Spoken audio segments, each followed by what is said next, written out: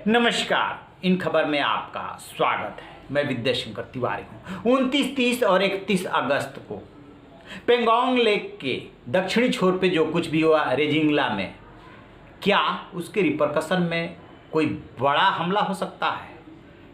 चीन क्या करेगा? क्या वो पाकिस्तान की इसमें मदद ले सकता है? दोनों मिलकर के भारत को घेर सकते हैं, भारत के खिलाफ मोर्चा खोल सकते हैं। ये बात सीडीएस बिपिन रावत ने खुद जो है India US strategic partnership forum पे जो वर्चुअल मीटिंग चल रही थी उस दौरान आशंका व्यक्त की है।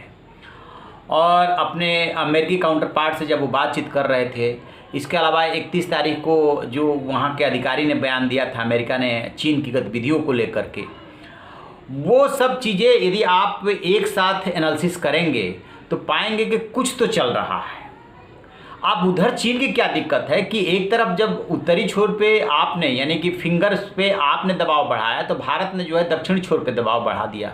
अब जब वार्ता की टेबल पे बैठ रहे हैं तो दोनों तरफ से दबाव है, लेकिन चाइना शांत है, बार बार पीस और ट्रैंक्विलिटी की बात कर रहा है।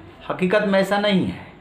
आज भी उसके जो इंडिया में एम्बेसी है उसके प्रवक्ता ने बयान दिया है कि अमेरिका इसमें ना बोले, भारत और चीन सक्षम है अपने मसलों को निपटाने में और वो तनाव को ना बढ़ाए। अमेरिका पे उसने थोपने की कोशिश की। चलिए बात मान लिया कि भारत और चीन जो है निपटने में सक्षम है, तो फिर 4 महीने से चल क्या रहा है? मई से ही शुरुआत हो गई थी और बार बार बात तो हो रही है। 5 राउंड की तो बात हो चुकी है लेफ्टिनेंट जनरल स्तर की। क्या नतीजा निकला? यानी फिंगर 4 से लेकर के और 8 तक आप काबिज हैं तो आप तो उस फिंगर्स पे बात करने को तैयार ही नहीं है। अब जब ये दक्षिणी छोर पे भारत ने दबाव बढ़ाया, इसने जो है वहाँ की ऊंची चोटियों पे जा करके भारत बैठ गया है तो चीन के ऊपर दबाव बढ़ गया है। तो आप उधर नेपाल के साथ मिल करके खेल कर रहे हो और इधर पाकिस्तान के साथ मिल करके खेल कर रहे हो और बयानबाजी कर रहे हो लगातार कि नहीं भारत और चीन जो है इसको मिल करके निपटने में सक्षम है। लेकिन इस बार मैं एक चीज़ देख रहा हूँ कि भारत का रुख थोड़ा सख्त है।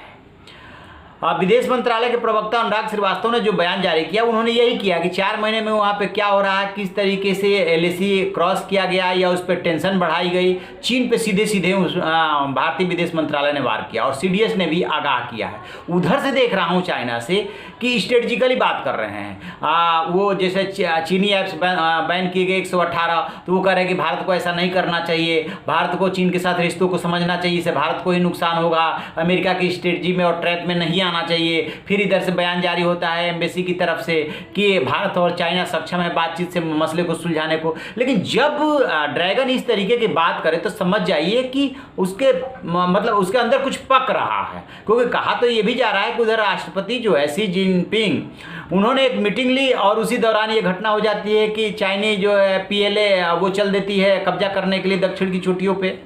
और ये तो ठीक है कि भारत के जो एसएफएफ थे वो जो है अलर्ट मोड में थे और उन्होंने स्थिति को संभाल लिया और उनको धक्का भी दे दिया और जाकर के छोटियों पे काबिज भी हो गए।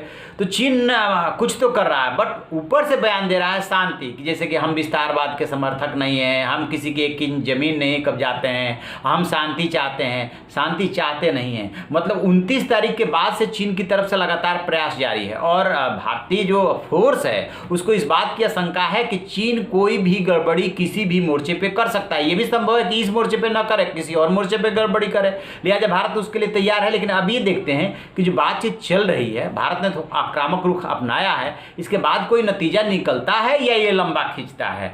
ये क्या वार की नौबत आ सकती है? तो बात ये कही जा रही है कि लिमिटेड वार हो सकती है। लिमिटेड वार होगी तो क्या 1500 जो लद्दाख वाला इलाका है उस इलाके में होगी या ये पूरा जो 3500 किलोमीटर है उस पर होगी कहीं किसी पे? अभी तो सबसे ज़्यादा पूर्वी लद्दाख में ही जो है तनाव है।